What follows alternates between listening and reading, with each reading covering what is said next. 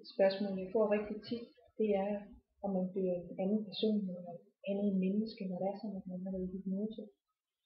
Og det, som langt de fleste de vælger at bruge hypnosen til, det er jo netop at opnå forandring. Det vil sige at komme fri af de gamle vaner, komme ud af de der trælse tanker, eller blive fri af knuden nede i maven.